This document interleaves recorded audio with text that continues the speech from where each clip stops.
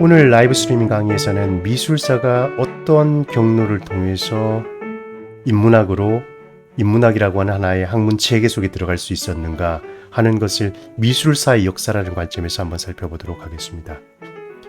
미술사를 우리가 영어로 이야기할 때는 Art History라고 부르고요.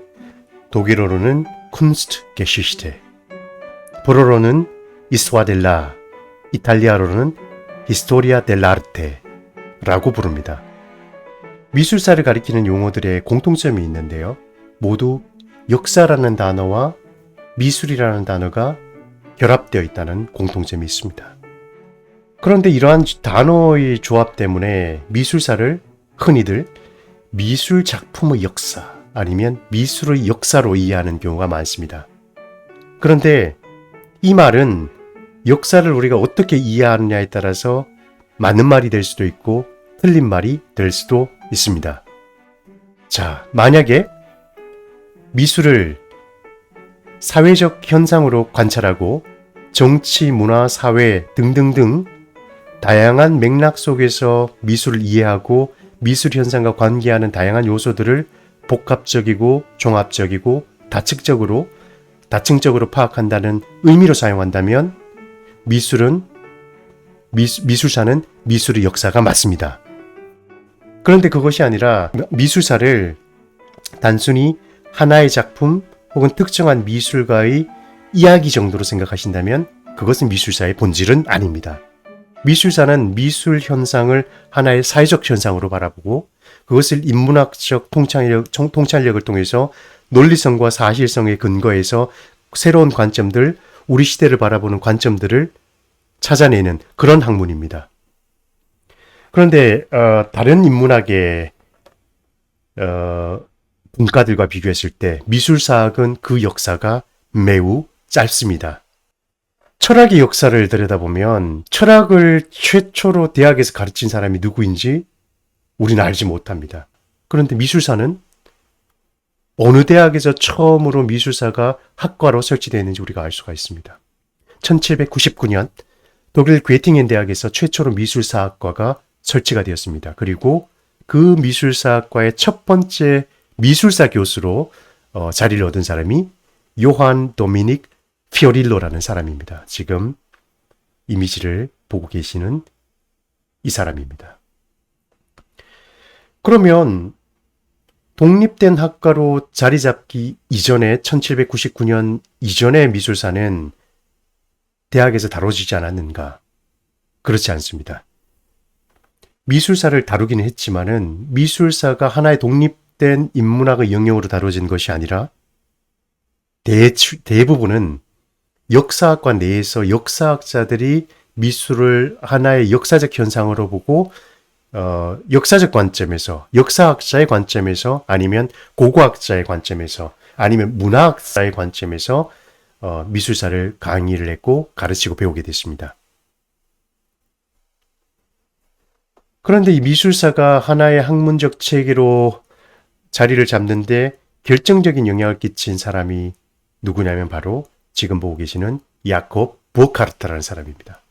1818년에 태어나서 1897년에 세상을 떠났습니다. 스위스 바젤 대학에서 역사학을 가르쳤었고 그 역사학과 내에서 하나의 과목으로 미술사를 강의했던 사람이 바로 야콥 부르크하르트입니다. 야콥 부르크하르트가 썼던 몇몇 책들 중에 우리가 기억할 필요가 있는 책들이 있는데 그 중에 대표적인 것이 치체로네라는 책입니다. 1855년에 출판된 책인데요. 이 책은 아마 서양의 역사에서 최초는 아니겠다. 최초는 아니지만 어쨌든 방대한 자료를 담고 있는 그리고 충실한 자료를 포함하고 있는 책으로서는 거의 최초일 수가 있겠는데 이태리를 여행하는 사람들을 위해서 미술 여행 가이드북을 출판을 했는데 그게 바로 지금 보고 계시는 치체로네라는 책입니다. 그리고 또 다른 책, 1860년에 출판된 Die Kultur der Renaissance in Italien이라는 책이 있습니다. 이탈리아 르네상스의 문화라는 제목의 책인데요. 한국말로도 번역이 되어 있습니다. 이 책에서 미술에서의 역사인식을 보여주고 있습니다. 역사인식이라고 한다면 역사관이 있을 것이고 그러면 과거에 일어났었던 사건들이 그 역사관에 의해서 필터링되고 해석이 되는 이런 것들을 미술의 현상에 적용한 그런 책입니다. 특히 주제가 됐었던 것은 이탈리아 르네상스의 문화입니다. 그래서 르네상스 연구에 있어서 야콥 부르크하르트가 보여주었었던 이 학문적 성과라는 것은 굉장히 뛰어난 것이고 중요한 것이고 심지어 우리가 우리 시대에 르네상스를 끊임없이 재고하고 새롭게 바라보는 그 계기를 마련해 준 것도 야콥 부르크하르트라고 하는 당시 역사학자, 지금은 그렇죠. 역사학자 아니면 뭐 문화철학자, 문화학자 정도로 불러도 무방할 것 같은데요. 이 학자의 성과가 있었기 때문에 르네상스가 후대에 아주 조명을 받았던 그런 역할을 하는데 중요한 기점을 마련했습니다.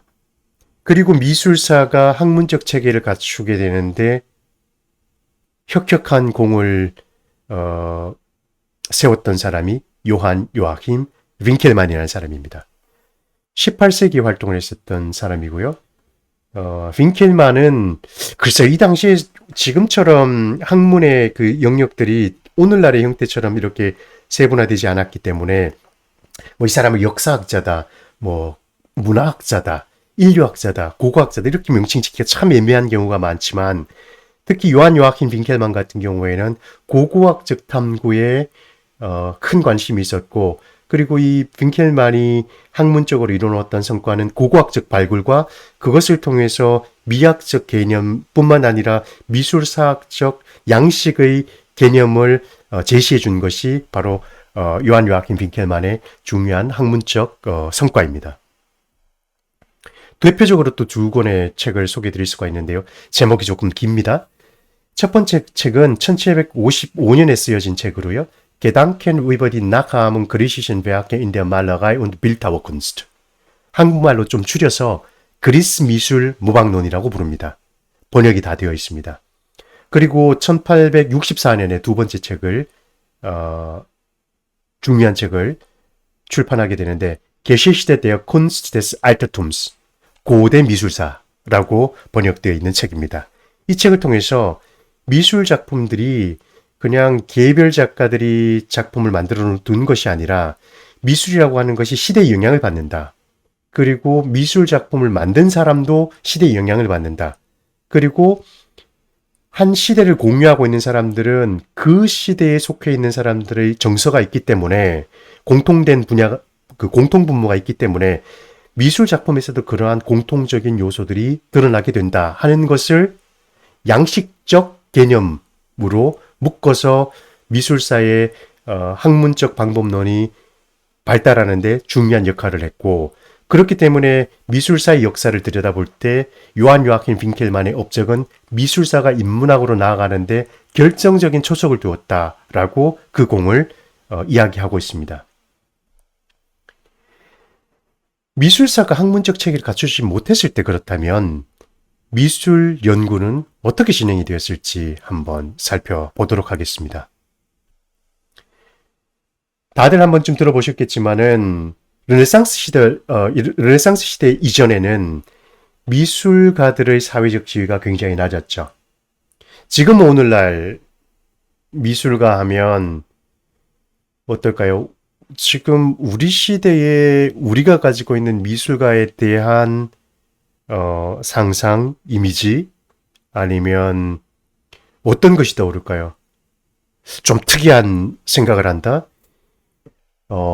사회생활을 하는, 조직 생활을 하는 일반적인 사람들과는 조금 다른 생활 패턴과 사고 패턴을 가지고 있고, 우리가 보지 못하는 다른 관점들을 통해서 작품들을 만들어낸다? 뭐 이렇게 저희가 생각하지 않습니까? 그리고 예술가 하면, 뭐 미술을 포함해서 예술가 하면 천재적인 무언가와 또 이렇게 연결 짓기도 하고요. 그런 관념들이 생겨난 것이 바로 르네상스 이후입니다.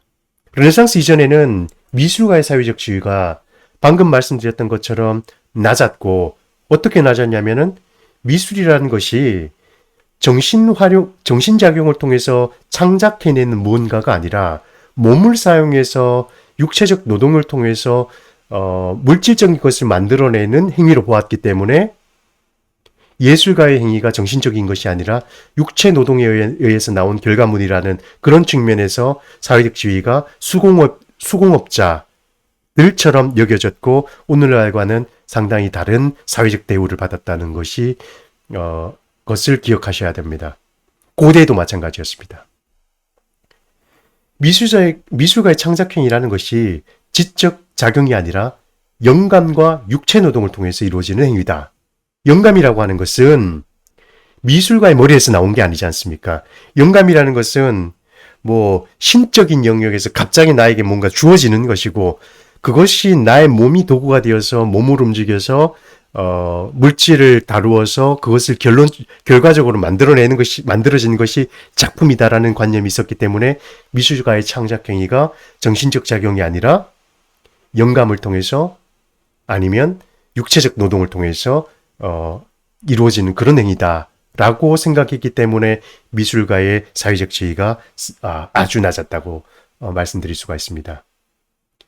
그런데 고대의 철학자들이 되겠죠. 몇몇 사람들의 이론들을 남아있는 흔적들을 보면 대부분은 미술에 대해서 큰 관심이 없었거나 아니면 미술가들의 사회적 지위가 낮았고 미술에 대해서 부정적인 입장을 취했다면 몇몇 이론가들, 사상가들에게서는 조금 근대적이고 현대적인 의미에서의 미술을 접근하는 방법들이 보이기도 한단 말입니다. 특히나 데모크리토스 같은 사람은 미술과 역사를 처음으로 관계지은 것으로 밝혀지는 철학자 중 한 명입니다. 물론 그 이전에 데모크리토스 이전에 이러한 관점을 가지고 있었던 사상가들이 있었는지는 모르겠지만 기록으로 남아있고 우리가 확인할 수 있는 첫 번째 사상가로 미술과 역사를 관계지은 사람이 데모크리토스다 하고 기록이 되어 있습니다. 그리고 또 흥미로운 것은요. 찾아보니까 소크라테스 조각가로 일한 경력이 있더라고요. 물론 이제 조각가라고 하는 직업으로서의 조각가 길은 걷지 않은 것으로 이야기되어지고 있고 그리고 이제 소크라테스의 제자 중에 가장 대표적인 제자가 플라톤이지 않습니까? 플라톤 하면 딱 떠올릴 수 있는 대표적인 사상이 이데아론입니다. 플라톤은 이제 세상을 이렇게 분석을 하는데 우리가 살고 있는 곳은 가변적이면서 뭔가 근본적이지 않고 본질적이지 않고 이데아라고 하는 완전한 세계가 있는데 그 세계의 모방이자 그림자다라는 그런 사상들을 이제 펼쳤습니다. 동굴의 비유가 아주 유명하죠. 그래서 우리가 보고 있는 이 현상계의 모든 것은 이데아계의 완벽한 본질들이 있고 거기에 대한 그림자일 뿐이다. 현상계는 이데아의 모방일 뿐이다. 그런데 미술은 어떻습니까?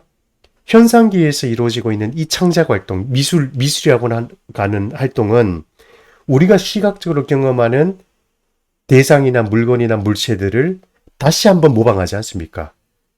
그런데 현상계 자체가 이미 이데아계의 모방이기 때문에 모방을 한 번 더 모방한 것이니까 진리로부터 한 걸음 더 멀어진 것이니까 플라톤은 미술이 결코 바람직한 것이 아니다. 미술에 대해서 부정적인 견해를 취할 수밖에 없었겠죠. 그런데 그 플라톤의 저서들 여러 저서들이 있지만은 그 중에 법률이라고 하는 저서가 있는데요. 노모이라고 이야기를 합니다. 에서는 미술 비평의 원칙을 언급한 적이 있습니다. 특이하게도. 그 미술 자체에 대해서는 본인의 전체 그 사상을 이끌어가는 이데아론이 있었기 때문에 거기에 비춰 봤을 때는 미술에 대해서는 긍정적인 평가를 하지 않았지만은 이제 미술 자체에 대해서는 일정한 원칙들을 언급하게 되는데 미술가들이 미술에 대해서 이야기를 할 때, 이거 미술에 대한 원칙은 아니고 미술에 대해서 이야기를 할 때 몇 가지 원칙들을 지켜야 된다. 첫 번째로는 진술을 할 때 명료성이 있어야 하고 묘사를 할 때는 정확해야 하면서 작품의 완성도가 있어야 한다라는 것을 이제 이야기를 하고 있습니다. 근데 제가 이제 엉뚱하게도 이런 생각이 들더라고요. 그래, 플라톤은 이데아론을 내세웠기 때문에 모방의 모방을 미술로 보았을 때는 당연히 그의 세상에서는 미술을 부정적인 것으로 취급할 수밖에 없겠지만, 만약에 플라톤이 현대 미술을 보았다면, 현대 미술을 볼 수 있는 기회가 있었다면 과연 무슨 얘기를 했을까? 현대 미술의 가장 특징적인 것이 무엇입니까? 모방을 포기하고 재현을 포기하면서 추상 미술을 우리에게 주었지 않습니까? 추상 미술을 보았을 때 플라톤이 과연 어떤 반응을 했을까 하는 것이 궁금해지더라고요. 나중에 이 부분은 플라톤 철학을 전공하신 철학 교수님들 혹은 철학 전공자들을 제가 뵙게 되면 한번 물어보고 싶은 부분이기도 합니다.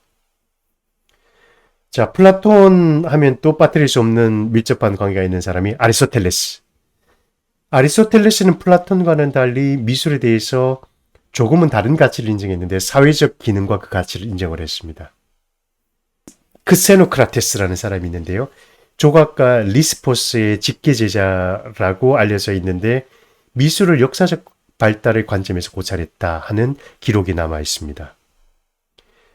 크세노크라테스가 미술 연구의 기준을 언급한 것으로 전해지는 몇 가지 개념에서 네 가지는 뭐냐면, 첫 번째는 비례를 뜻하는 시메트리아. 미술 작품은 비례에 맞아야 한다. 비례의 원칙을 지켜야 한다. 시메트리라고 이야기하죠.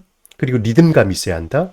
세 번째는 기교가 섬세해야 한다. 네 번째는 시각적 문제라고 포괄적으로 이야기를 했지만 구체적으로 무엇인지 모르겠지만 어쨌든 시각적 문제들을 해결하는 그 능력들을 작품을 통해서 보여주어야 한다 하면서 미술을 연구하는 기준들을 제시해 주었습니다. 조금 더 섬세한 정교해진 개념들이라고 이야기할 수가 있겠습니다. 미술가의 일대기와 미술 작품에 대해서 기록을 한 그리스 사상가인데요. 소피스트로 알려져 있고요. 렘노스 출신의 소피스트인 플라비우스 데 필로스트라토스라는 사람인데요. 소피스트 하면은 탁월한 논리력과 언어적 기술, 기교를 통해서 사람들을 설득해가는 그런 직업적인 언변술사들이었지 않습니까?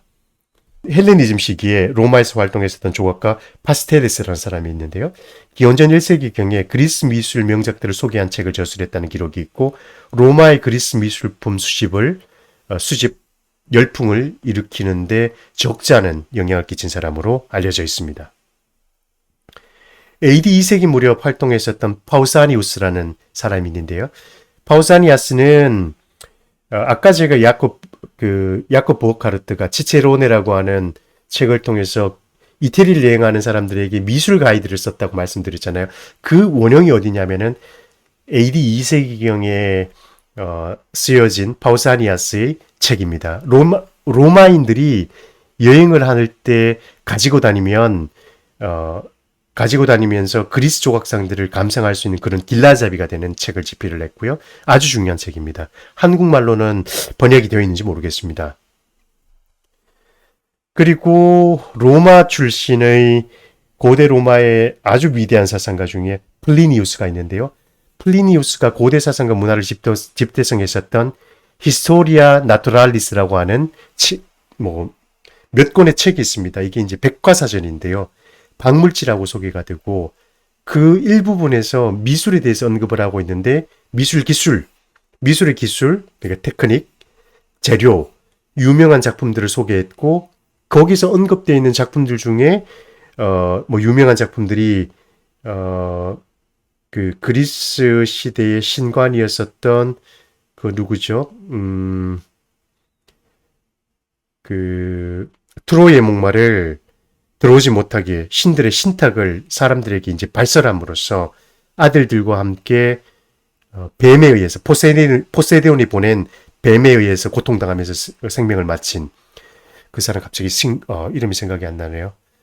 아주 유명한 조각 작품인데 지금 로마 바티칸에 가시면은 그 조각 작품들이 그 고대 그리스에는 그리스 시대 때는 그게 청동으로 제작이 되었고 나중에 로마 시대 때 그 청동 작품을 대리석으로 모방한 작품이 만들어졌다가 유실이 되었는데 미켈란젤로가 로마에서 활동할 때 라파엘로랑 로마에서 활동할 때 로마의 포도밭 주인이 그것을 발견해가지고 조립을 해보니까 잊혀졌었던 그 고대의 모작이 대리석 작품이 발견된 것 그거였습니다. 지금 갑자기 이름이 생각이 안 나는데 혹시 기억나시면은 여러분들 아시면은 그렇습니다. 라오콘 군상입니다. 고맙습니다.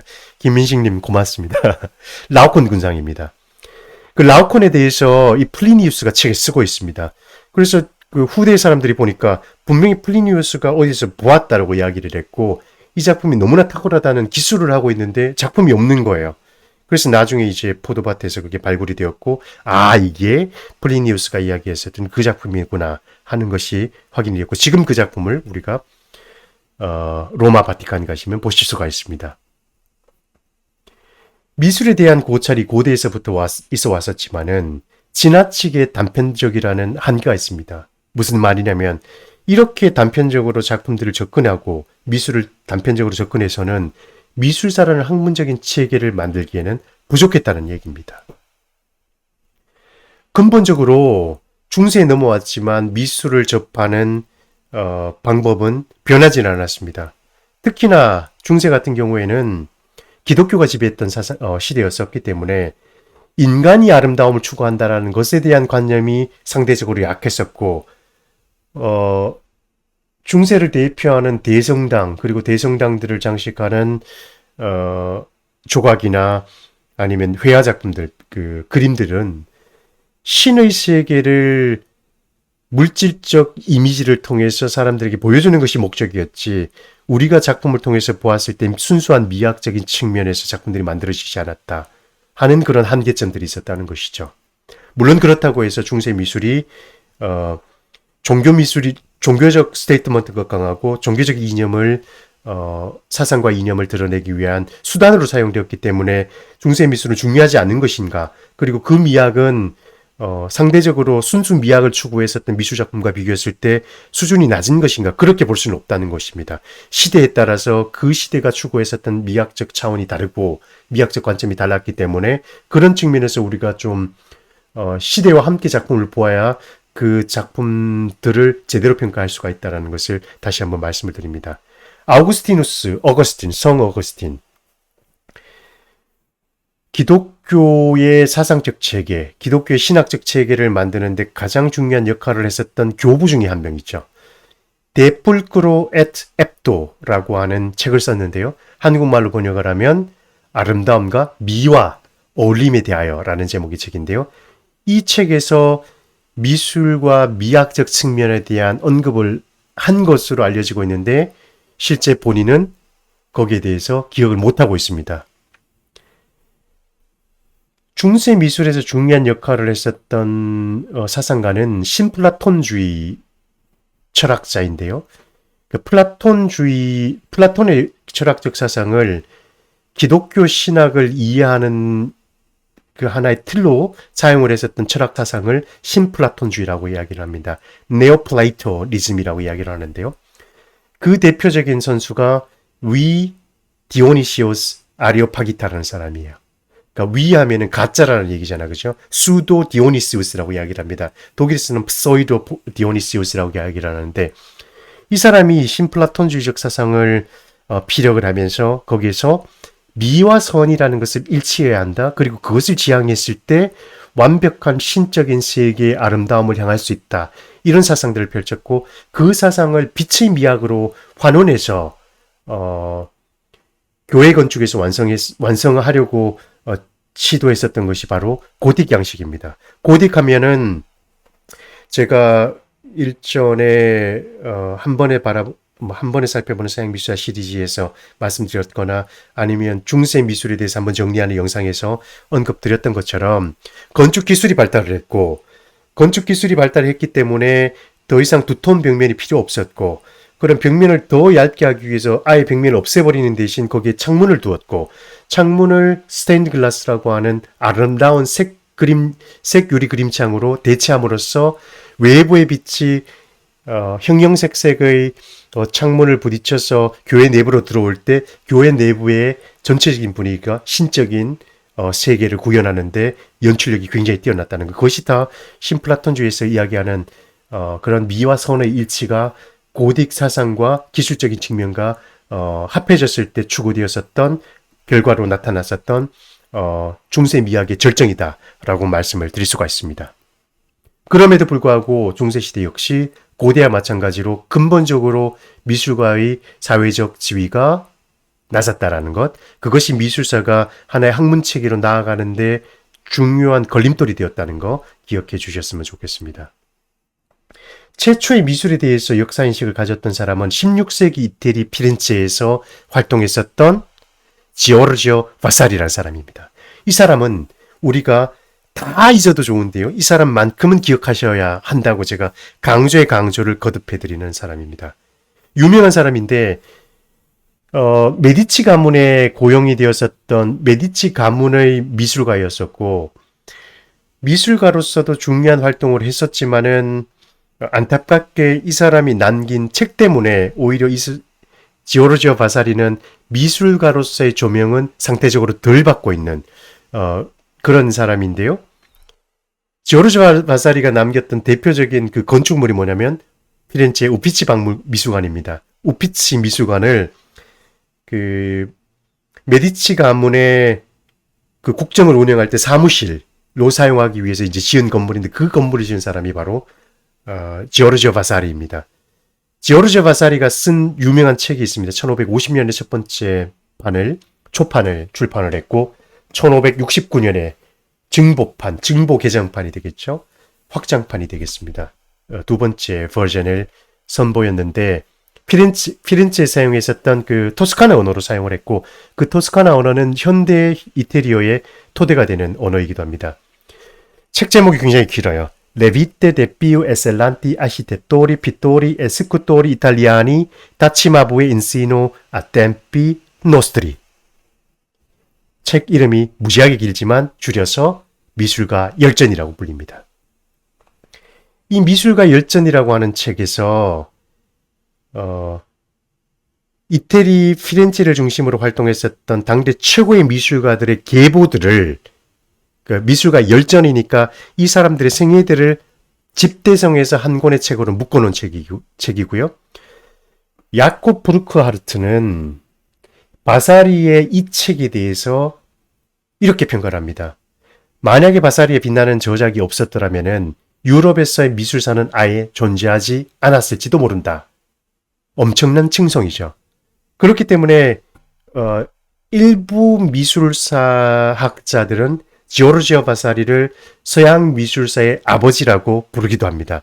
그 견해가 반드시 올바르다라고 말씀을 드릴 수는 없겠지만 어쨌든 바사리의 이 저서가 가지고 있는 중요성은 충분히 드러나리라고 생각이 됩니다. 바사리가 책에서 미술가들의 일대기를 이야기하기 전에 서문이 되겠죠. 서문에서 미술이 어떻게 흘러왔는가 하는 역사적인 관점에 대해서 이야기를 하고 있는데 고대를 번선기로 보았고요. 중세를 쇠락기로 보았고 자신들이 활동하고 있는 그 시대를 르네상스, 부활기로 보았습니다. 르네상스, 다시 말해서 이태리어로 하면은 리나시멘토 아니면 리나시테라고 이야기를 하는데 그 단어가 처음으로 언급된 것이 바로 바사리의 저서입니다. 그래서 지금 우리가 르네상스라고 하는 말을 사용하는 것도 바사리라고 하는 사람이 자신의 책에서 고대가 부활한 그 미술 자신의 시대를 르네상스라고 불렀기 때문에 우리도 그 전통과 그 개념을 따라서 르네상스라고 이야기를 하는 겁니다. 14세기, 15세기, 16세기로 르네상스를 구별을 하는데요. 트레첸토, 꽈트로첸토, 친케첸토. 첫 번째로 나타나는 14세기는 1300년대가 되겠죠. 르네상스를 준비한 고딕의 유아기, 그러니까 르네상스가 이제 시작될 수 있게 준비하는 단계를 트레첸토라고 이야기를 했고 꽈트로첸토에서는 15세기가 됩니다. 1400년대가 되겠죠. 이때 본격적으로 피렌체를 중심으로 해서 르네상스가 발현을 하기 시작하는데 수많은 천재들이 피렌체에 등장을 하게 됩니다. 그 시기를 청년기라고 불렀고 16세기 절정에 올라갔었던 르네상스의 전성기 친퀘첸토, 전성기 르네상스를 이끌어서 3명이 거장하면 기억해 두시면 좋습니다. 나이 순서대로 레오나르도 다빈치, 미켈란젤로, 라파엘로 이 세 명의 거장이 이태리 피렌체와 로마를 왔다 갔다 하면서 활동했던 시기가 바로 성수기입니다. 이런 시대적 구분을 해둔 것이 바로 지오르지오 바사리의 미술가 열전이라는 책입니다. 자신이 속했던 시대를 고대의 부활로 규정을 했었고 피렌체를 중심으로 활동했었던 미술가들을 자신의 저서에 집대성 시켰기 때문에 이 사람을 지오르지오 바사리를 우리가 미술사의 아버지라고 이야기를 하지만 도대체 그렇다면 왜 이 책을 이때 피렌체 사람이 썼던 것일까? 쓰게 됐었던 원인은 무엇일까? 하는 것을 조금 미술사학적으로 들여다보게 되면 자신이 속했던 시대를 고대로 규정했고 그 고대가 다시 피렌체에서 전성기를 맞이하면서 부활했다는 것은 자신의 시대에 대한 일종의 민족주의적 자긍심을 고양하는 그런 정신들이 근본적인 바닥에 깔려 있다는 거예요. 그런데 지오르지오 바사리가 이 책을 집필했을 그 당시의 시대적 상황을 들여다보면 그렇게 문화적으로 찬란한 정치적으로 안정이 되었고 사회적으로 태평성대를 이뤘던 그런 시대가 아니었었다는 겁니다. 자, 1517년에 마틴 루터가 종교개혁을 일으켜서 전 유럽이 종교전쟁에 빠지게 됩니다. 이탈리아의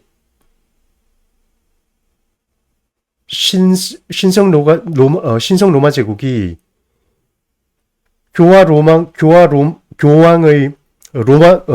교황청, 교황의 부름을 받고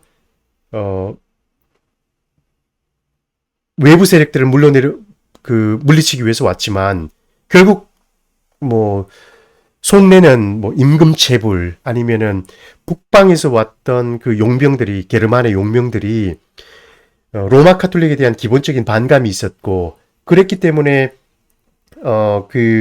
로마를 완전히 침탈하는 그런 로마 대약탈이라고 하는 사건이 일어났었거든요. 1527년에. 이런 것들이 그리고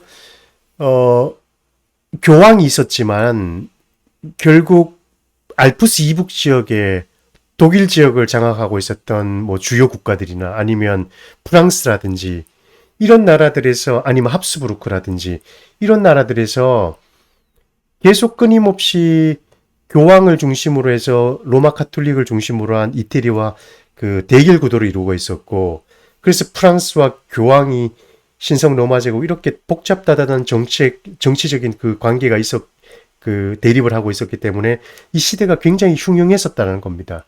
그래서 이 시대에 민족적 자긍심, 토스카나 아니면 피렌체라고 하는 토스카나의 도시의 자긍심을 불러일으키기 위해서 지오르지오 바사리가 이 책을 메디치 가문에 헌정하기 위해서 집필을 했다라고 일반적으로 해석을 하고 있습니다.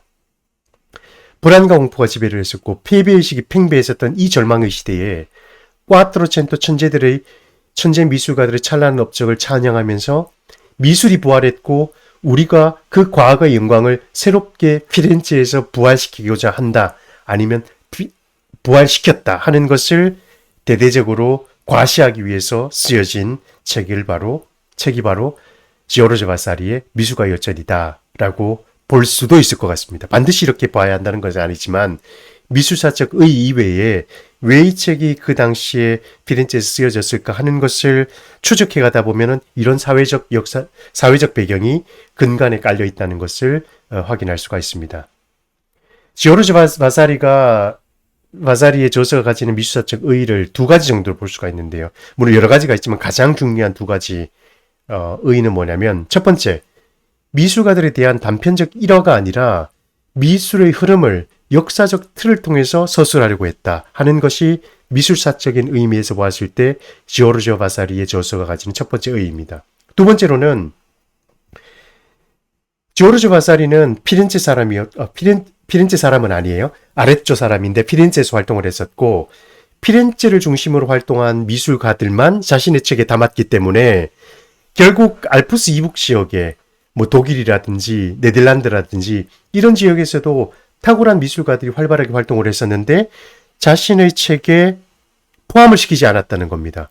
그래서 그 작가들은 그 알프스 이북 지역에 활동했었던 미술가들, 저희가 보통 이제 미술사 책을 보면 북부 지역, 북부 유럽이라고 이야기를 합니다. 근데 저는 의도적으로 북부 유럽이라는 단어를 사용하지 않는 게, 북부 유럽 하면은 저희는 지금 우리는 스칸디나비아를 생각하죠.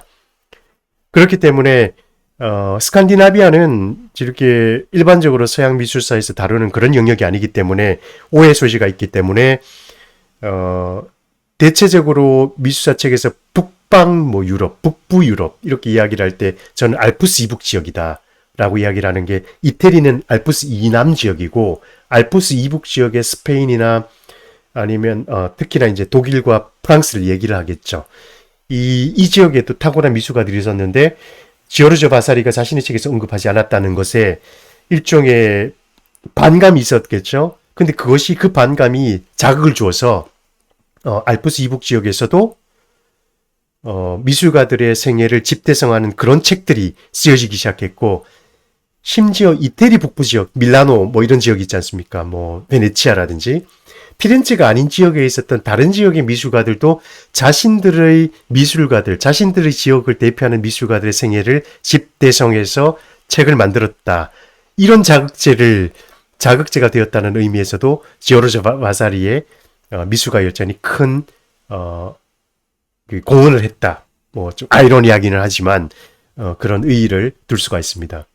그런데 지오르조 바사리가 여러 가지 측면에서 미술사의 발달에 있어서 중요한 업적을 미술가 열전이라는 책을 통해서 남겨주었지만, 이 책에도 결정적인 한계들이 있다는 것을 기억해야 합니다. 첫 번째는 정보가 매우 부정확합니다.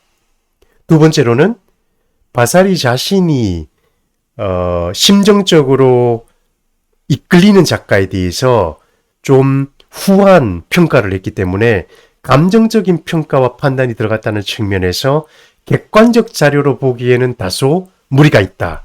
물론 그 자료들이 모두 다 왜곡이 되었다든지 아니면 작가의 주관적인 판단으로 편파적이다든지 이런 말씀은 아닙니다. 그런데 개인의 의견이 객관적인 그런 어떤 잣대를 통해서 기술된 것이 아니라, 또 자료가 모아져서 재구성된 것이 아니라 작가의 그 주관적인 그 평가가 많이 개입될 수밖에 없었기 때문에 그러한 측면에서도 객관성이 결여가 된다.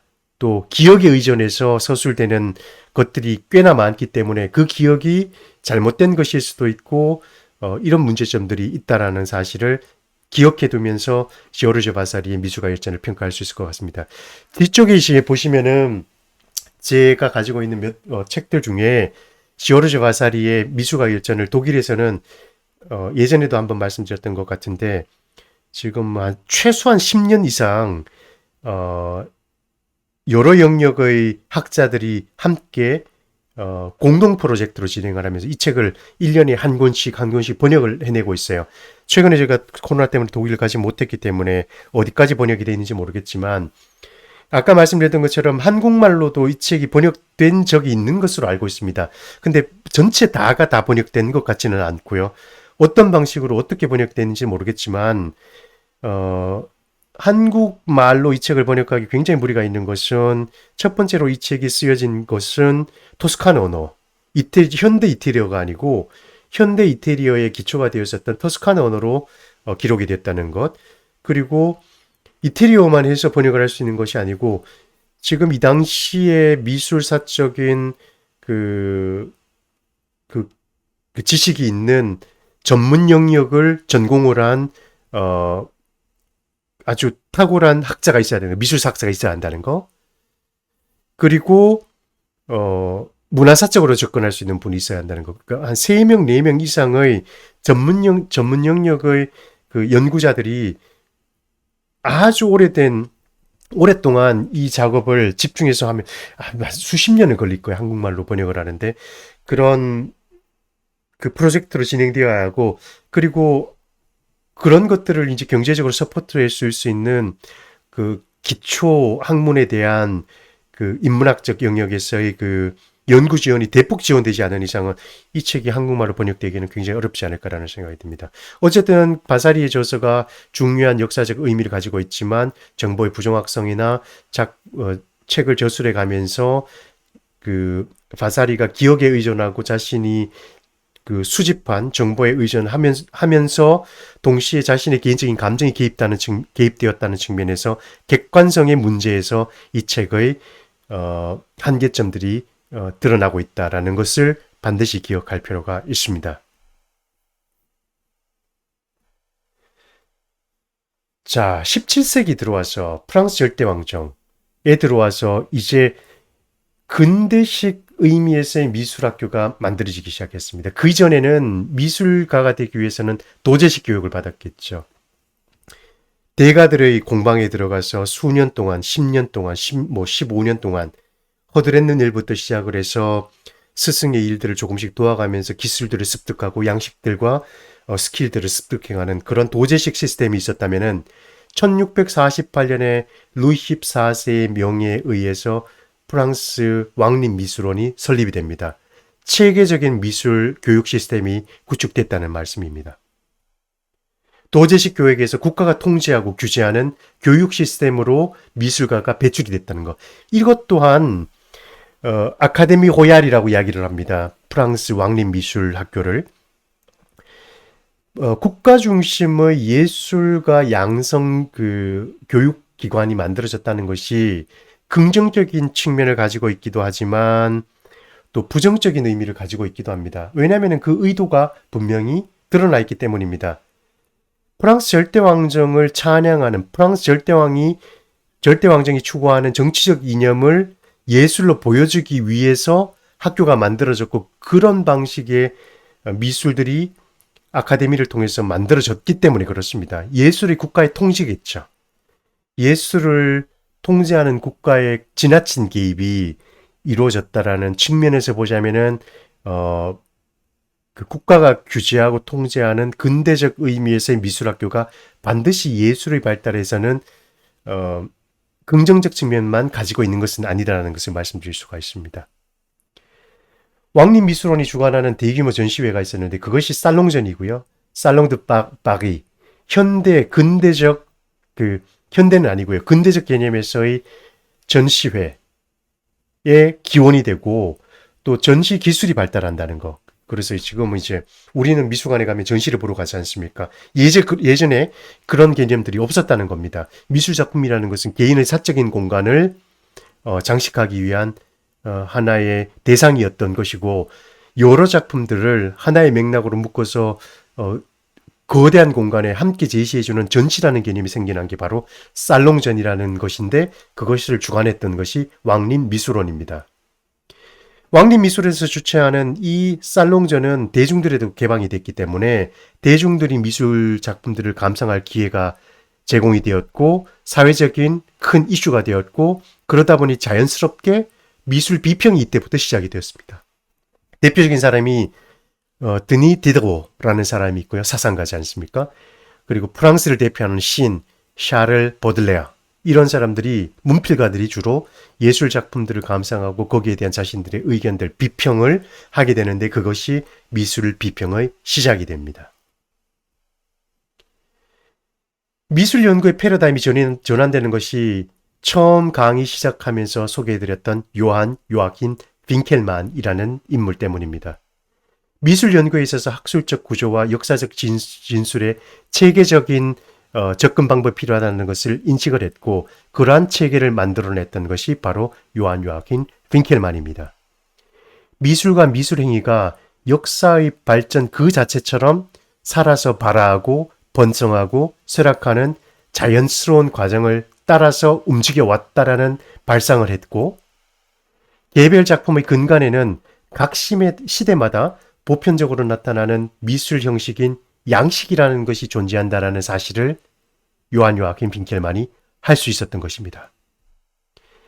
미술을 문화현상으로 관찰하는데 공헌을 해서 미술사가 학문적 체계를 갖추고 발달하는데 혁혁한 공을 이루었던 것이 야콥 부르크하르트입니다.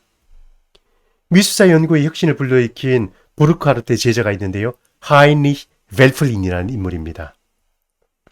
양식사를 중심으로 해서 미술을 연구를 했고 양식이 어떻게 변화하는지 그 변천사에 대한 인식을 했고 그 원인을 규명하고자 하는 방법으로 미술 작품을 접근했던 것이 벨플린의 접근 방법이었습니다. 개별 작품의 형식을 객관적으로 분석하기 위해서 벨플린이 사용한 것이 두 대의 프로젝터를 동시에 벽에 쏘아서 두 작품을 함께 양식적으로 비교하는 그런 방법을 벨플린이 고안해냈습니다. 이 방법은 지금도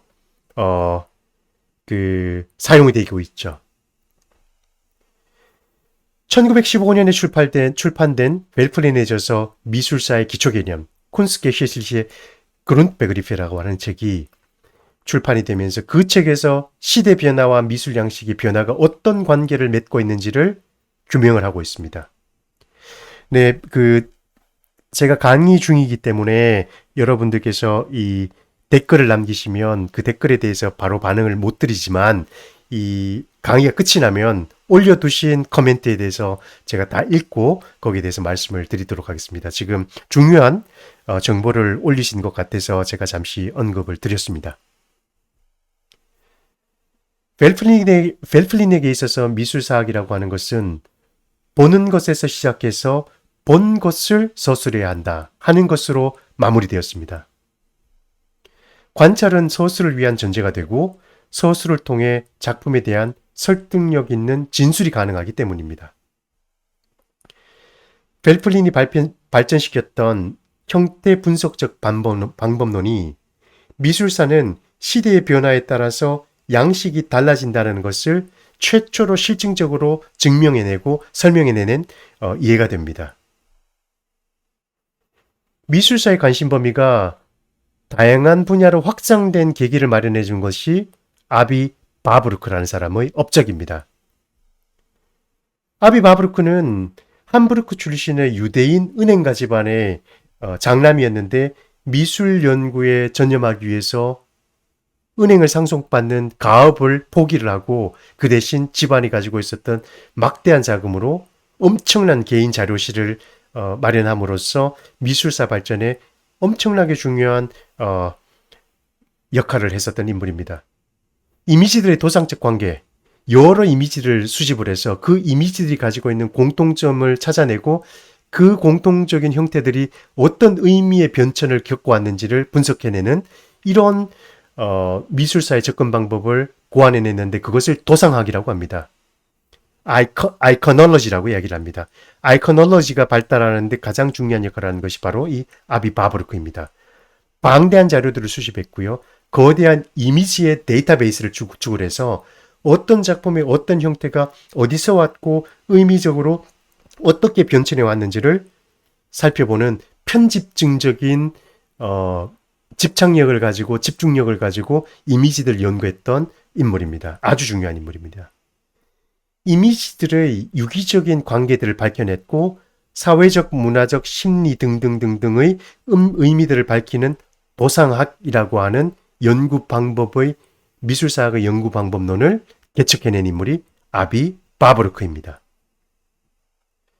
바브루크의 도상학은 작품을 형식적으로 분석하는 벨플린의 방법론의 한계를 극복을 하고 미술 작품을 의미적으로 다층적이고 종합적으로 해석할 수 있는 가능성을 열어주었습니다.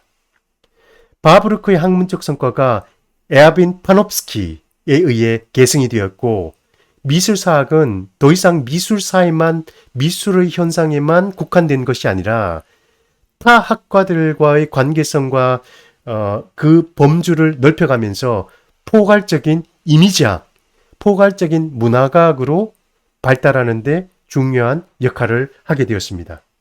이후에 미술사는 이제 현대 미술에 접어들면서 또 1960년대 이후에 여러 가지 다른 사상들이 각 국가 아니면 철학사상, 사회에 대두되게 되면서 미술사도 그러한 관점들을 적극적으로 수용하게 되는데요.